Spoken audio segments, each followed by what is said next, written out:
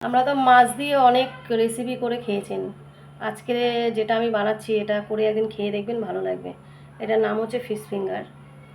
কেটে নিই লম্বা লম্বা করে। আপনারা এরকমভাবে লম্বা লম্বা করে মাছটাকে কেটে নেবেন।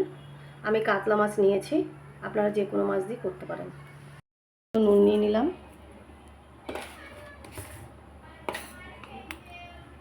রস দেব, রসুন বাটা,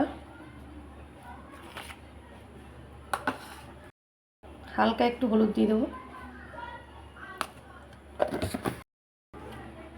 লঙ্কার গুঁড়ো, এটা আমি ভালো করে একটু মিশিয়ে নেব। কর্নফ্লাওয়ার দিয়ে নেব, এটা মেখে নেব। আমাদের রেডি মাখা।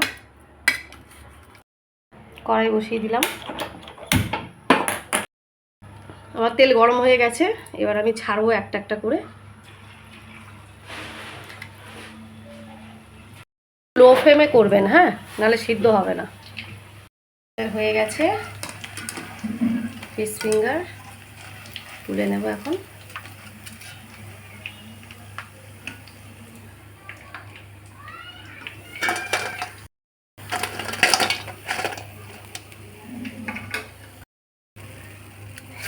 আমাদের রেডি ফিশ ফিঙ্গার। আপনারা সস দিয়ে খেতে পারেন, খুব ভালো লাগবে, খেয়ে দেখবেন। যদি ভালো লাগে তাহলে একটা সাবস্ক্রাইব, কমেন্ট আর লাইক করে দেবেন।